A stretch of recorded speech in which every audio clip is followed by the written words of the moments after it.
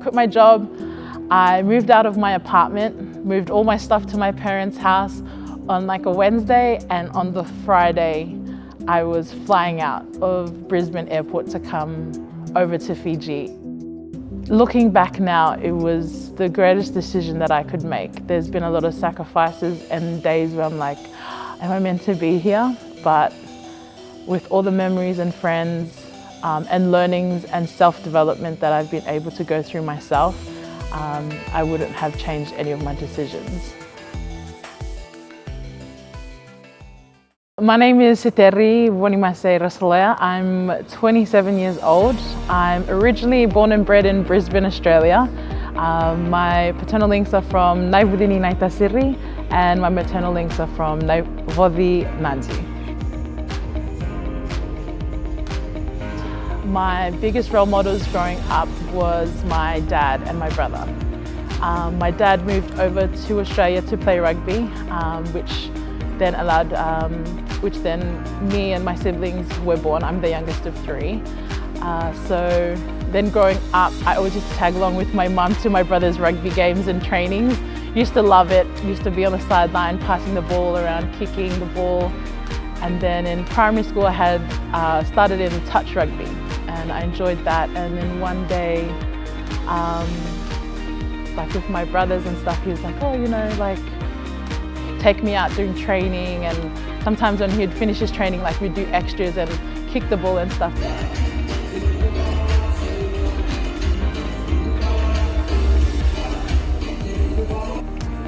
At first, playing rugby, I was like, I'm the youngest, so I was like her little princess. Like, no, you're gonna get hurt. And my dad was worried as well. He's like, no, like, what if something happens to you?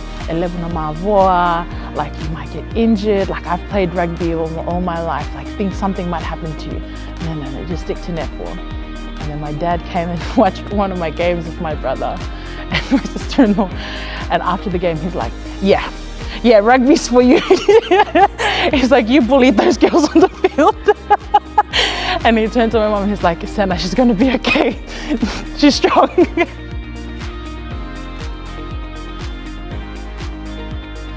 I was around 15 when that was actually the first time I had played. I started playing when I was a water girl for a tournament that was in Brisbane, and they ran out of subs and they're like, oh, Vua, do you wanna like go and play? We are like out of subs. My parents weren't at the tournament. I went there with my brother and I was just meant to be there, just like water girl running on for the girls. I was like, okay. Had to find boots, ran onto the field. I was a size 11, ran on the field with one of the boys' shoes, which was like a size 14. Surprised I didn't trip, and just like I do now, they literally just kept passing the ball and they're like, just run straight. So that's what I did. I just kept running straight, and not knowing the rules of the game as of yet, but being a player, like on the side, I'm like, all I thought to myself was just don't pass the ball forward and run straight. So I think after that, like one game, it was a 3-week series for this tournament, and after the first week, I was like, oh my gosh, do you guys need players for next week?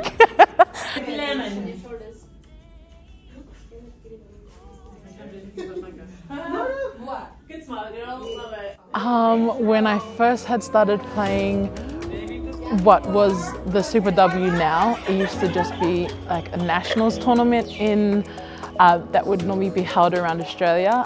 When I had originally first played, it was actually in Gold Coast at Runaway Bay, and it used to be New South Wales, Queensland, Western Australia, and Melbourne.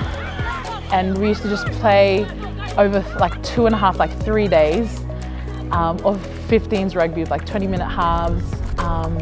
And then we used to sort of like pay a fee, which would get your gears, pay for your admission fee for playing for the nationals. And yeah, we didn't get paid back then. It was literally your passion to play rugby and wanting to represent your state. And it's mind-blowing to see now that I've literally going from then of not getting paid, and for when Super W first started, we hadn't been getting paid, but I had a full-time job as well as juggling playing for the Reds. and I used to work a full day of work, and then I used to change in the changing rooms at work and then drive to training and have training from like 6 to 8, sometimes like would go over to 9, and then drive home, and it would be like that for the whole week. Monday, Wednesday, Friday would be trainings, and that would be like state level, Queensland, and then Tuesday and Thursday would be local rugby training. So the weeks were very hectic. We'd fly into state and do all that type of stuff, all for just the passion of playing rugby. But to where it is now, to be able to move countries, come to Fiji and play, and to be paid to be an athlete every day, it's awesome to see where women's rugby is heading.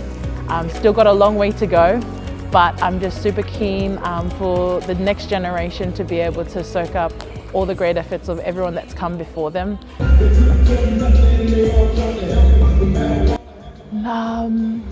I had no game time this year, just came off an ankle injury from last year. I was holding an injury throughout the season of last year, continued to play on it, went into the international stage, and also kept on playing on a knee injury that I had been holding, and came into this year, started doing my rehab, and just unfortunately didn't make the cut to be able to be fully cleared to play.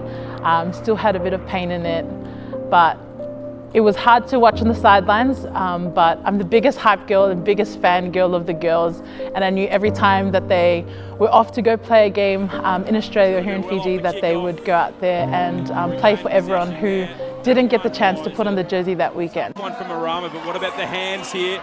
I had been playing at a level of rugby, and at that level you obviously have media and you're on live TV, and with those things, after game days I'd be like, oh my gosh, no, I don't want to be tagged in anything, because I know that just like some photos. And I originally used to have a rule that said out of mind, out of sight. Out of sight, out of mind, sorry. And so I wouldn't read any comments, because then it wouldn't be in my mind if I didn't see the comments. And this one day I just thought, oh, like there's this photo, like I don't know why, but then I just clicked on it and I was reading the comments, and I had seen, previously I had seen comments, and that's why I didn't read comments, was just, wasn't the nicest things.